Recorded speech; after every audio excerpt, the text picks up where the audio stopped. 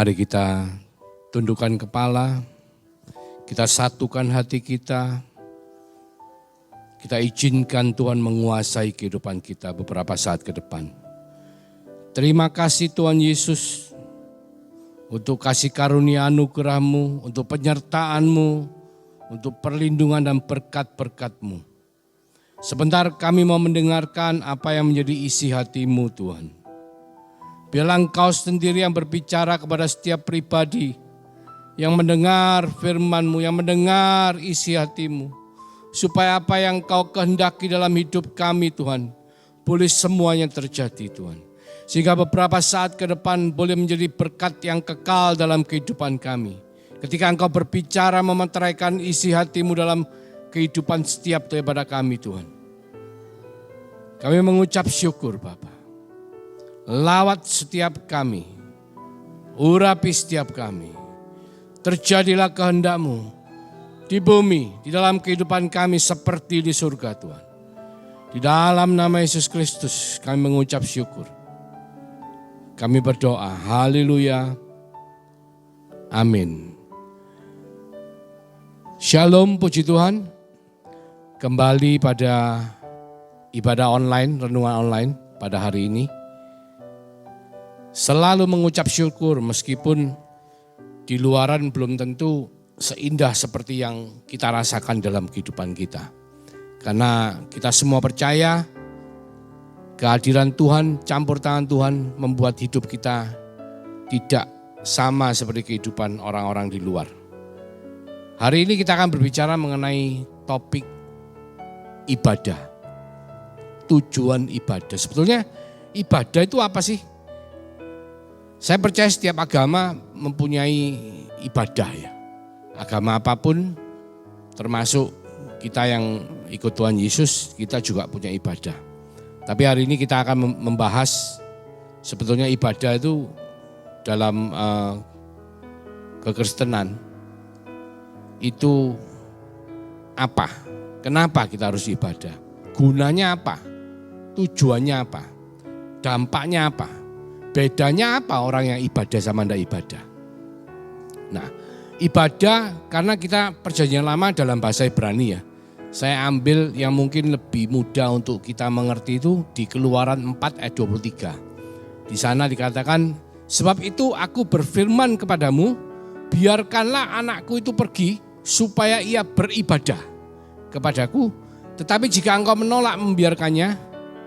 Nah, jadi intinya pada waktu Keluaran 4 ayat 23 ini pada waktu itu Musa itu disuruh sama Tuhan ngomong sama Firaun, minta izin mengajak bangsa Israel keluar dari Mesir untuk beribadah. Bahasa Ibraninya Aubad, tulisannya abad tapi bacanya Aubad. Itu artinya beribadah. Jadi bangsa Israel yang ada di tanah Mesir kan statusnya budak. Nah, Musa disuruh Tuhan ngomong sama Firaun supaya seluruh bangsa Israel itu boleh keluar sebentar untuk beribadah. Jadi ibadah itu artinya apa? Beribadah kepada Tuhan maksudnya. Artinya apalah? Kita telusuri dari Alkitab. Ternyata ibadah itu, kata-kata ibadah, aubad itu pertama kali dipakai di Kejadian 2 ayat 15. Kejadian 2 ayat 15, firman Tuhan mengatakan begini. Tuhan Allah mengambil manusia itu dan menempatkannya dalam Taman Eden untuk mengusahakan dan memelihara taman itu. Nah, jadi Adam manusia pertama ditaruh di Taman Eden untuk mengusahakan. Nah, mengusahakan ternyata apa? Pakai bahasa Ibraninya sama seperti ibadah, aubad. Dan memelihara taman itu. Kita akan membahas yang aubad ya. Jadi ternyata aubad itu artinya untuk bekerja untuk Tuhan, untuk terakhirnya sebagai worshiper ya, penyembah. Saudara bisa lihat di PowerPoint di penjelasannya itu, ternyata Tuhan itu menempatkan manusia di Taman Eden itu untuk menjadi penyembah. Worshiper itu kan penyembah. Jadi ibadah itu tujuannya supaya kita itu bisa menyembah Tuhan. Tujuan utama dari ibadah itu supaya kita bisa menyembah Tuhan. Nah ini ada asal usulnya saudaraku. Kenapa kita harus menyembah Tuhan? Saya akan kembali ke Kejadian 1 ayat 1 di mana di situ dikatakan bahwa Allah menciptakan sorga dan bumi. Nah gambarannya sorga dan bumi itu kalau saudara tahu telur ya, telur itu kan ada kuning telur di dalam, terus di luarnya itu kan dikelilingi oleh putih telur. Nah gambarannya kalau kita awal penciptaan semesta alam sama Tuhan di Kejadian 1 ayat 1 itu gambarannya adalah kuning telur itu dilingkupi oleh putih telur. Berarti apa? Bumi atau ciptaan yang kelihatan ini dilingkupi oleh alam sorga. Alam yang tidak kelihatan. Jadi kuning dilingkupi oleh putih telur ya. Jadi gambarannya seperti itu. Paling gampang ingatnya itu awal penciptaan. Tetapi yang terjadi adalah pada waktu Allah menciptakan sorga, itu ada kerajaan sorga pada awalnya beserta seluruh malaikatnya. Tetapi yang terjadi adalah satu dari kepala malaikat itu memberontak mengajak sepertiga dari bala tentara sorga untuk bersama-sama memberontak kepada Tuhan. Sehingga terjadilah dua kekuatan. Satu kekuatan daripada kerajaan sorga, satu lagi kekuatan dari kerajaan maut. Itu yang terjadi di alam yang tidak kelihatan atau alam sorga. Sehingga apa? Sehingga Tuhan marah, Tuhan menghukum ya malaikatnya yang memberontak itu dengan membuangkannya di bumi. Kejadian 1 ayat 2. Sehingga bumi tidak berbentuk gelap dan roh Allah melayang-layang di atasnya, mengelilingi. Dan setelah itu Tuhan menciptakan manusia sebagai wakil Tuhan untuk supaya menjaga di bumi. Ya, yang pertama menyembah, tadi di Kejadian 2:15, yang kedua adalah syomar atau memelihara, menjaga. Bahasa Inggrisnya secure, menjaga sebagai security ya kita ngomong ya. Wakilnya Tuhan, manusia itu jadi wakil Tuhan untuk menjadi penyembah. Supaya apa? Supaya kembali. Supaya apa yang menjadi rancangan Tuhan itu kembali. Dulunya semua menjadi baik. Bumi dilingkupi oleh surga. Tapi ketika malaikat berdosa, malaikat dibuang di bumi, bumi menjadi gelap, kosong tak berbentuk. Maka Tuhan menempatkan manusia, menciptakan manusia untuk menjaga. Supaya segala sesuatu menjadi baik. Tapi yang terjadi kita semua tahu bahwa manusia jatuh ke dalam dosa. Sehingga kejatuhan manusia membuat alam bumi ini terpental keluar dari alam sorga. Dulunya kuning telur itu ada di dalam putih telur. Tapi dengan kejatuhan manusia ke dalam dosa, maka telur itu terpisah antara kuning dan putihnya. Gambarannya itu terpisah, terputus. Bumi keluar dari dimensi sorga. Manusia terputus hubungannya dengan Tuhan. Manusia itu diciptakan Tuhan supaya apa, saudara? Supaya bisa hidup di alam yang kelihatan dan juga alam yang tidak kelihatan. Karena manusia diciptakan segambar dan serupa. Supaya punya hubungan secara spiritual. Nyambung dengan Tuhan. Tapi ketika manusia jatuh ke dalam dosa, mereka terpental keluar dan hubungan itu jadi putus. Ketika hubungan itu putus, maka Tuhan punya inisiatif supaya manusia itu bisa kembali.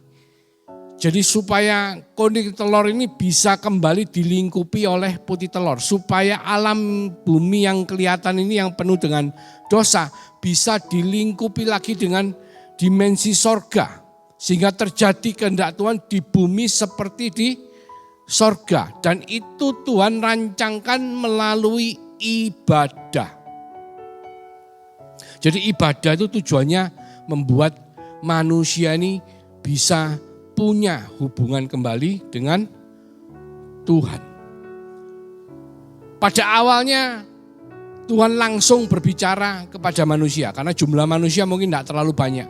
Sampai pada zaman Nuh di mana Tuhan melihat manusia begitu banyak dan begitu dosa begitu menguasai kehidupan manusia. Sehingga akhirnya diturunkanlah air bah. Dan hanya Nuh dan keluarganya yang selamat. Dan melalui keturunan Nuh dan keluarganya itu pun ternyata manusia di Kejadian 11 masih dengan kesombongannya, karena manusia memang diciptakan segambar dan serupa, dengan kepandaian, dengan hikmat, dengan roh Allah yang ada di dalamnya. Itu membuat manusia menjadi sombong ketika mereka itu pandai, dan mereka mendirikan menara Babel dengan tujuan untuk ingin tinggi seperti Allah. Dan Tuhan di dalam rancangannya membiarkan manusia itu tercerai-berai atau diaspora.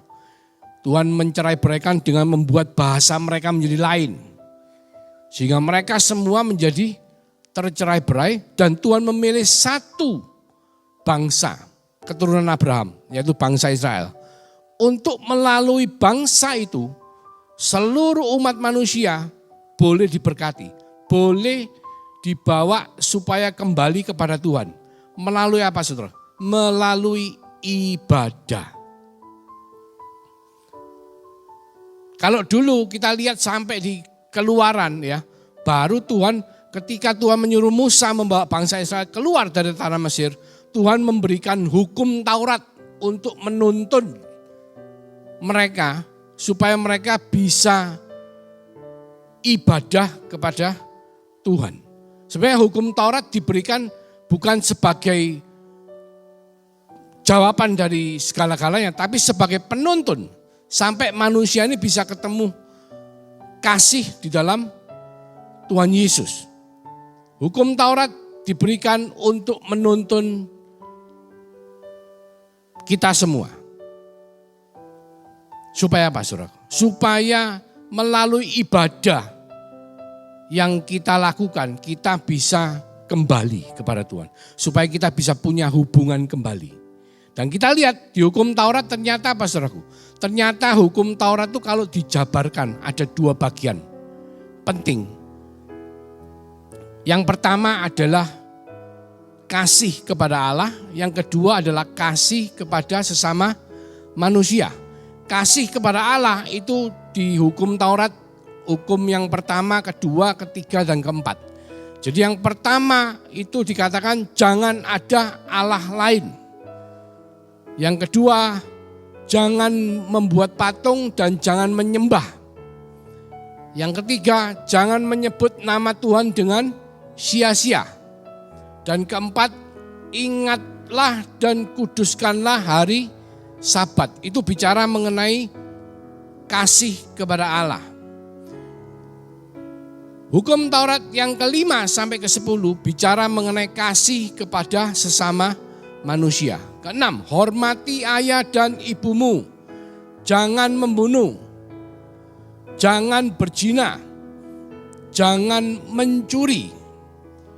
Jangan mengucapkan saksi dusta atau berbohong.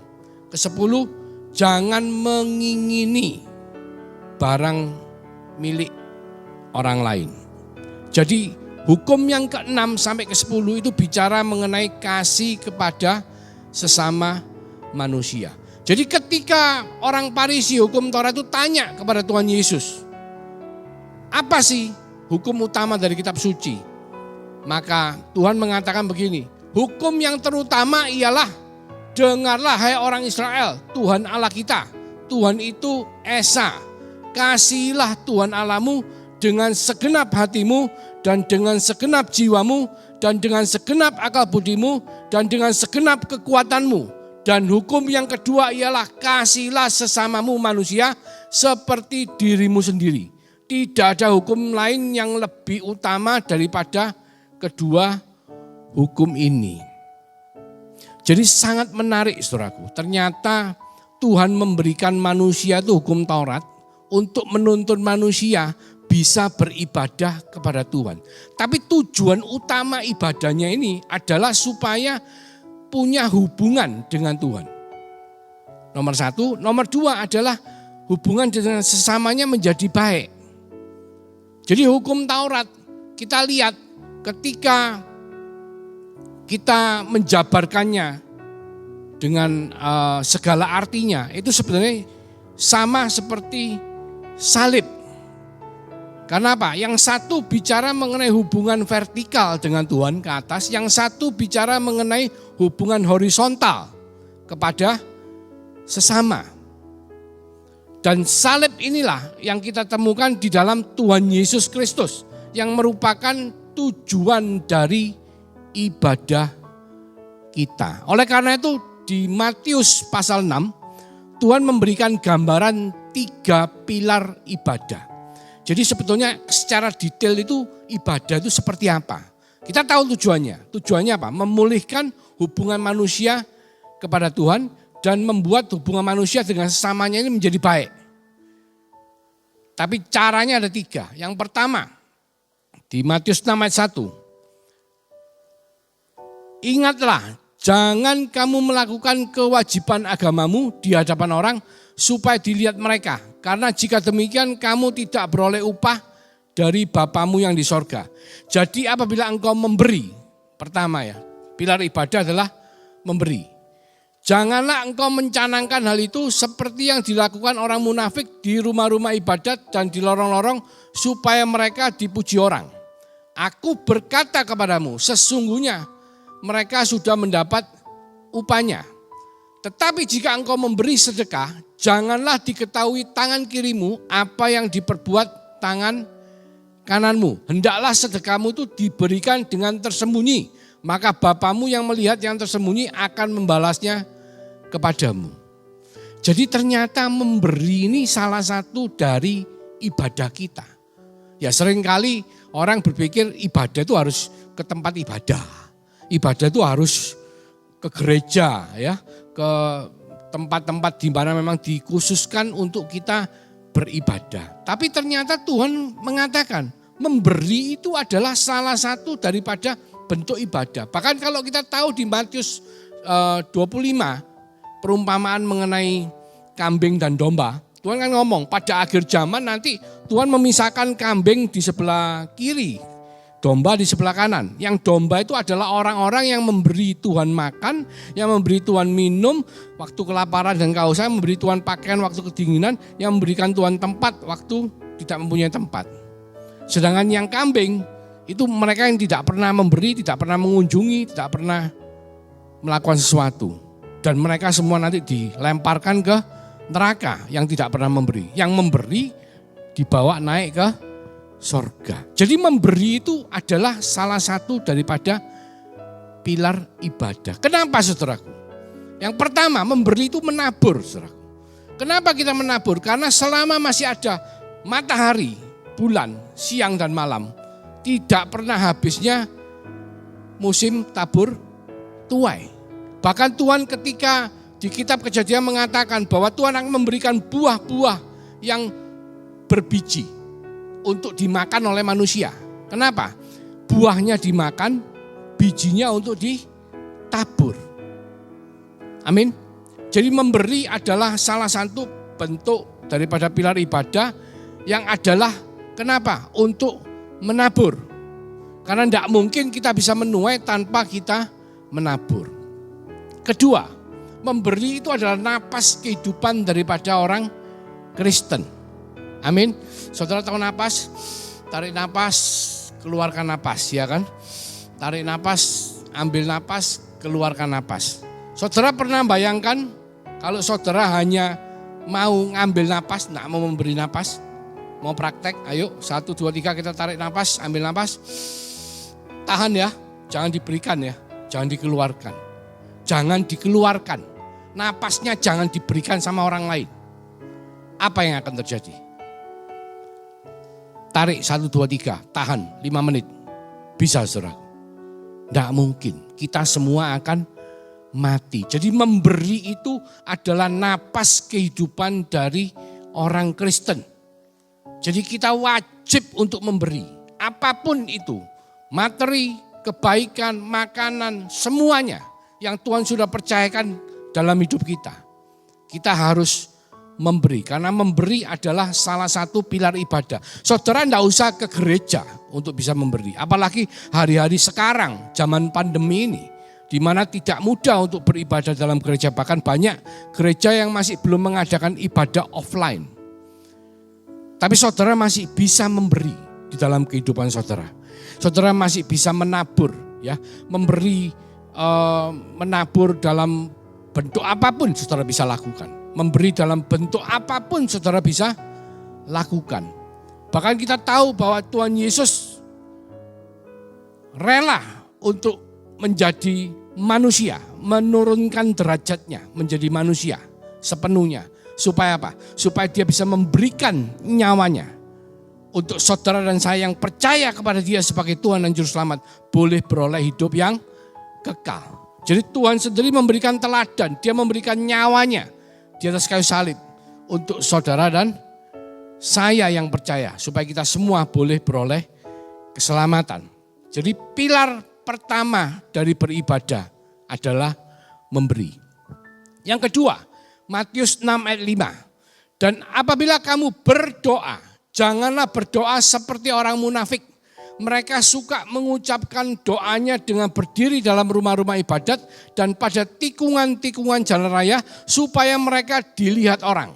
Aku berkata kepadamu, sesungguhnya mereka sudah mendapatkan upahnya. Tetapi jika engkau berdoa, masuklah ke dalam kamarmu, tutuplah pintu dan berdoalah kepada Bapamu yang ada di tempat tersembunyi. Maka Bapamu yang melihat yang tersembunyi akan membalasnya kepadamu. Lagi pula dalam doamu itu janganlah kamu bertele-tele seperti kebiasaan orang yang tidak mengenal Allah. Mereka menyangka bahwa karena banyaknya kata-kata doanya akan dikabulkan.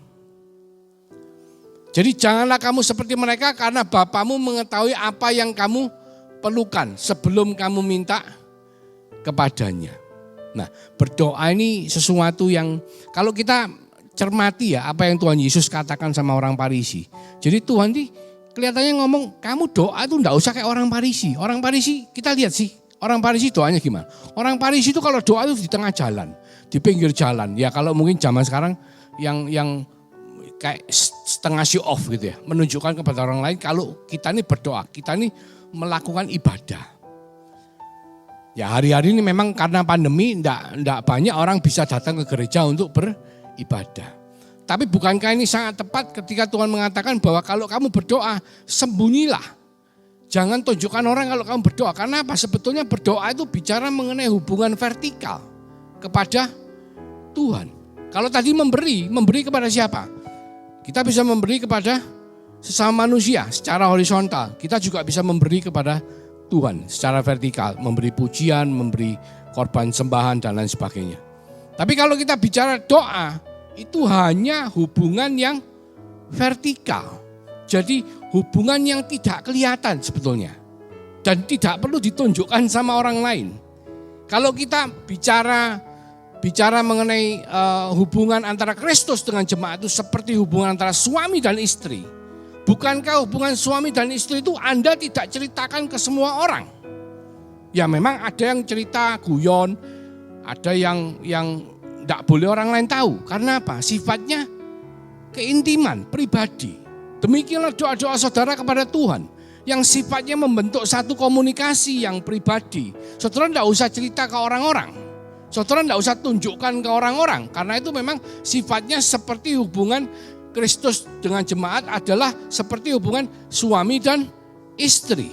Kita lihat dari kehidupan doanya Daud. Saya katakan kehidupan doa Daud, tapi sebetulnya Daud di dalam kesehariannya dia itu selalu berdoa kepada Tuhan.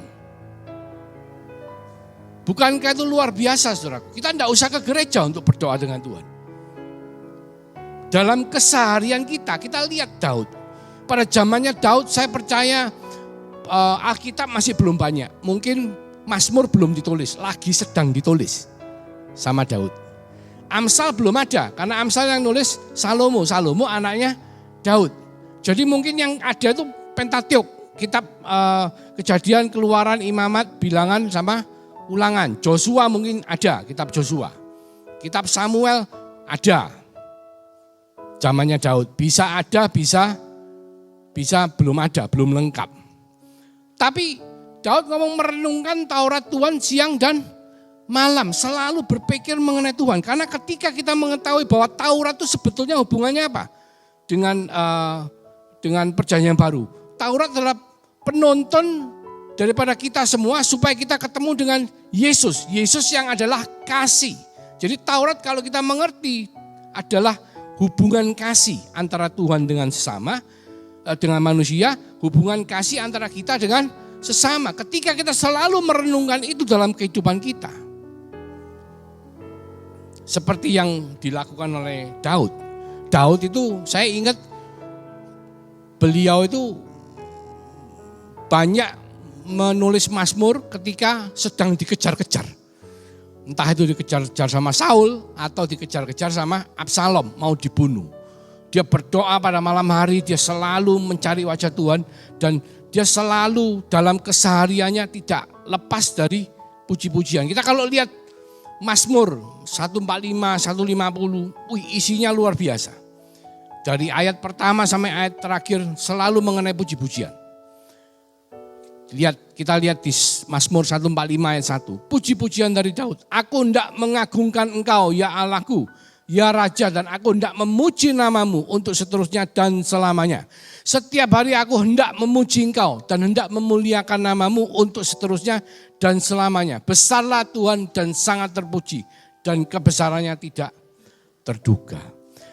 Jadi kalau kita mau membawa kehidupan kita seperti Daud, selalu mengagungkan Tuhan, selalu memuji nama Tuhan. Saya pernah pelayanan dengan seorang hamba Tuhan dari luar negeri yang kesukaannya itu cuma satu, menyanyi. Di mana-mana nyanyi lagu rohani, saudara, bukan dangdutan ya. Jadi di mana-mana selalu nyanyi memuji Tuhan. Bahkan sempat kita pelayanan cukup lama ya, mungkin 2 tahun bersama-sama. Dan beliau sering datang ke Surabaya, ke Indonesia ya, untuk pelayanan sampai berminggu-minggu. Dan ketika di dalam keseharian kita, itu beliaunya tidak pernah lepas dari memuji Tuhan. Jadi saya melihat gambaran kehidupan Daud ada di dalam pelayanan beliau. Dan saya percaya ketika kita mulai menjalankan kehidupan doa seperti Daud, maka hidup kita tidak akan sama, saudara. Maka kita lihat apa yang sedang terjadi dalam kehidupan Daud ketika dia sedang dikejar-kejar dengan Saul. Bahkan dia berapa kali mau terbunuh karena dikepung oleh anak buahnya Saul. Tapi dalam kehidupan yang seperti itu, Daud masih bisa melewati semuanya. Karena apa? Karena kehidupan doa Daud luar biasa. Dalam segala macam penderitaan yang dia alami, ketika dia tidak pernah berhenti untuk memuji, memuliakan nama Tuhan, maka Tuhan akan membuat semuanya menjadi lewat. Begitu pula dengan setiap daripada kita, di mana ketika kita sedang menghadapi penderitaan seperti yang kita alami hari-hari ini, dalam kondisi pandemi COVID-19, saya percaya banyak ketidakpastian secara kesehatan, secara perekonomian. Bahkan saya kalau sebagai warga Surabaya, ya kita tahu bahwa Surabaya mungkin salah satu tempat yang dikatakan hitam ya. Terlalu banyak orang yang tertular COVID-19. Bukan cuma secara penduduk Surabaya, tapi saya sebagai orang Surabaya dalam komunitas saya sendiri, banyak teman-teman saya yang juga kena COVID-19. Banyak juga yang sudah pulang, dipanggil sama Tuhan. Jadi kita semua kalau mengalami hal seperti ini, cuma ada satu pilihan, saudara. Kita harus punya kehidupan doa seperti Raja Daud. Karena doa adalah salah satu pilar ibadah kita. Dan saya percaya doa itu yang membuat kita bisa terkoneksi dengan sorga. Yang membuat kita bisa pulih hubungannya dengan Tuhan. Dan dengan pulihnya hubungan kita, apapun yang sedang kita hadapi di dunia ini, di bumi ini, maka Tuhan akan membuat kita lewat seperti Tuhan membuat Daud melewati semua permasalahannya ketika Daud terkoneksi di dalam kehidupan doa. Mungkin Daud tidak punya Alkitab seperti yang kita punya. Karena apa? Zaman Daud kan mungkin paling mentok sampai Mazmur atau sebelum Mazmur. Tapi saya percaya kehidupan doanya dia membuat dia selalu terkoneksi. Karena apa? Mulutnya tidak pernah berhenti memuji Tuhan. Kita untuk bisa beribadah kepada Tuhan, kita tidak perlu menguasai Alkitab sampai seperti seorang doktor teologi, profesor teologi. Enggak. Tapi cukup satu, kita sediakan hati kita, dan mulut kita untuk beribadah, memuji Tuhan. Seperti yang Raja Daud lakukan dalam kehidupan doanya. Pilar ketiga, saudaraku, di Matius 6 ayat 16. Dan apabila kamu berpuasa, janganlah muram mukamu seperti orang munafik. Mereka mengubah air mukanya supaya orang melihat bahwa mereka sedang berpuasa. Aku berkata kepadamu, sesungguhnya mereka sudah mendapat upahnya. Jadi berpuasa adalah salah satu pilar ibadah. Di ayat 17 dikatakan, tetapi apabila engkau berpuasa, minyakilah kepalamu dan cucilah mukamu, supaya jangan dilihat oleh orang bahwa engkau sedang berpuasa, melainkan hanya oleh Bapamu yang ada di tempat tersembunyi. Maka Bapakmu yang melihat yang tersembunyi akan membalasnya kepadamu. Berpuasa kita tahu, saudaraku, berpuasa adalah kita tidak makan dan kadang-kadang tidak minum, ya. Banyak cara, banyak macam. Ada yang puasa Ester, tidak makan, tidak minum 3 hari. Ada yang puasa seminggu, ada yang puasa Daniel hanya makan sayur, ya. Ada yang puasa menahan keinginan, tidak makan atau minum yang disukai. Misalnya saya suka daging, saya nak makan daging. Saya suka sayur, saya nak makan sayur, dan lain sebagainya. Semua tujuannya adalah penguasaan diri, melemahkan daging, membuat diri sendiri menjadi kurang dari keinginan-keinginan dunia. Tujuannya adalah supaya kita, spiritual kita atau keilahian kita, manusia roh kita lebih kuat. Tujuan berpuasa membuat kita lebih fokus kepada Tuhan. Makanya seringkali berpuasa itu bukan hanya sekedar berpuasa, enggak makan, enggak minum. Karena kalau hanya sekedar enggak makan, enggak minum, itu namanya diet, saudaraku. Ya, itu bukan puasa, itu diet kepingin kurus. Tapi kita biasanya berpuasa itu disertai dengan doa puasa. Jadi 3 pilar ini satu sama lain itu adalah terkait. Jadi saudara ngomong, ya Tuhan, saya cuma mau melakukan 2 pilar saja, yang pilar 1 saya tidak bisa, saudaraku. Karena ini adalah satu rangkaian dari bentuk kita beribadah. Bahkan di Yesaya 58 ayat 6 Tuhan mengatakan, berpuasa yang ku kehendaki ialah supaya engkau membuka belenggu-belenggu kelaliman dan melepaskan tali-tali kuk, supaya engkau memerdekakan orang yang teraniaya dan mematahkan setiap kuk, supaya engkau memecah-mecah rotimu bagi orang yang lapar dan membawa ke rumahmu orang miskin yang tidak punya rumah. Dan apabila engkau melihat orang telanjang, supaya engkau memberi dia pakaian dan tidak menyembunyikan diri terhadap saudaramu sendiri. Jadi puasa di sini adalah Tuhan ingin kita nih, ketika puasa kita menekan diri kita, kita fokus sama orang lain. Kenapa, saudaraku? Ya, saya ulang ya. Jadi Tuhan di Yesaya 58 ayat 6 menunjukkan bahwa ketika kita puasa, Tuhan tuh ingin kita tidak memperhatikan diri sendiri, tapi kita lebih memperhatikan ke orang lain. Fokusnya ke orang lain. Kenapa, saudaraku? Karena saudara masih ingat, saya mau kembali kepada penciptaan semula. Ketika Adam sebelum jatuh ke dalam dosa, Adam setiap hari ketemu sama Tuhan. Adam tidur, Adam bangun, di sebelahnya dia melihat Hawa. Setiap hari Adam melihat Tuhan, dan setiap hari Adam melihat sesamanya, Hawa. Tapi ketika pertama kali dia jatuh ke dalam dosa setelah dia makan buah pengetahuan baik dan buruk, yang dia lakukan adalah dia lari, saudaraku, bersembunyi. Kenapa? Banyak orang ngomong, oh ya karena dia takut sama Tuhan, karena dia sudah berbuat dosa. Benar, ya benar. Tapi yang satu yang kita tahu bahwa dia lari bersembunyi karena dia malu melihat dirinya sendiri telanjang. Kenapa dia malu, saudara? Bukankah Adam sudah telanjang dari awalnya? Ya memang Adam sudah telanjang dari awal. Tapi Adam dulunya sebelum jatuh ke dalam dosa, dia tidak pernah melihat dirinya sendiri. Dia selalu melihat kepada Tuhan dan dia selalu melihat kepada sesama. Tapi ketika dia tahu yang mana yang benar, yang mana yang salah, dan berdosa melanggar perintah Tuhan, maka dia mulai melihat kepada dirinya sendiri. Dan dia tahu bahwa dia telanjang. Oleh karena itu dia lari sembunyi. Jadi natur daripada dosa adalah manusia itu melihat kepada dirinya sendiri atau alias egois. Nah, Tuhan dalam salah satu pilar ibadah mengingatkan kita, ayo jangan fokus sama diri kita sendiri, tapi kita fokus sama orang lain. Berpuasa adalah tujuan utamanya kita melemahkan kedagingan kita. Kita menimbulkan keilahian kita. Karena setiap saudara dan saya diciptakan Tuhan segambar dan serupa.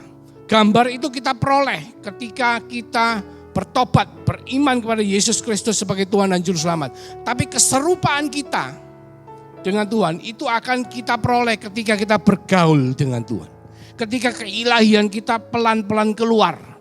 Dengan berpuasa, dengan berdoa, dengan memberi. Maka Tuhan akan membuat makin hari kita makin menyerupai seperti Tuhan.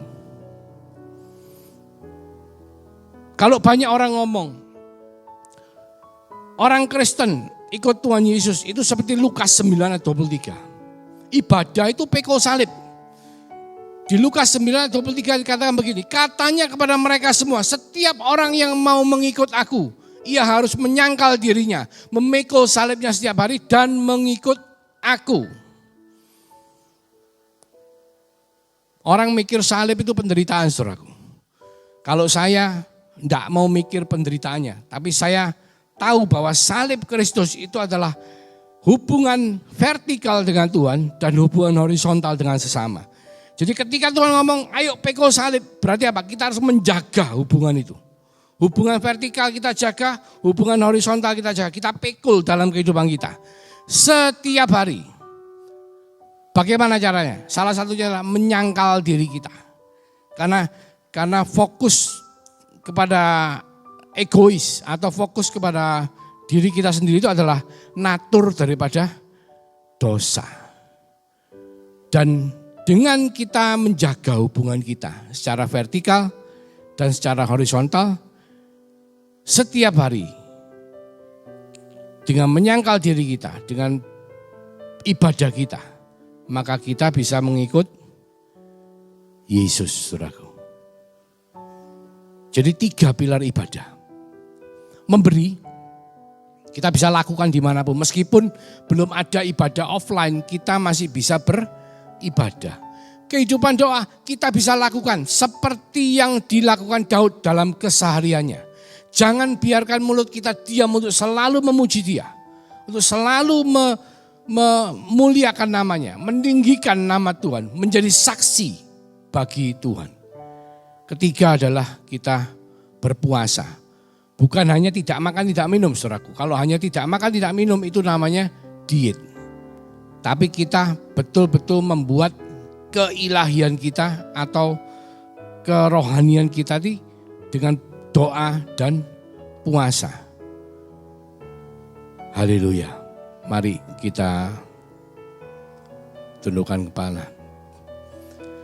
Terima kasih Tuhan Yesus untuk firman-Mu. Terima kasih mengingatkan setiap daripada kami dalam masa-masa pandemi COVID ini, kami masih tetap bisa beribadah kepada-Mu. Biarlah apa yang boleh kami terima, boleh dimeteraikan dalam kehidupan kami. Dan Engkau yang memampukan kami untuk melakukan perintah-perintah-Mu, Tuhan. Seperti Raja Daud ketika dia punya kehidupan doa yang berkenan di hadapan-Mu. Bahkan pada saat hari tuanya dia ingin membangun bait Allah dan Kau mengatakan, bukan engkau yang membangun bait Allah tapi anakmu, karena tanganmu penuh dengan darah. Tapi Daud masih tetap memberikan begitu banyak harta, begitu banyak tenaga, persiapan untuk supaya Salomo bisa membangun bait Allah. Juga berpuasa sebagai bagian dari 3 pilar ibadah. Biarlah kami semua bukan hanya mengerti, tapi kami semua boleh melakukan dalam hidup kami. Karena kami percaya ketika kami melakukan firman-Mu, maka berkat-berkat yang Kau limpahkan dalam kehidupan setiap daripada kami, Tuhan, boleh dipakai untuk menjadi berkat bagi bangsa-bangsa. Mulai dari hari ini sampai Engkau datang yang kedua kalinya, bahkan sampai Maranatha Tuhan Yesus Kristus datang. Kami semua yang percaya di dalam nama Yesus sama-sama mengatakan amin. Tuhan Yesus memberkati.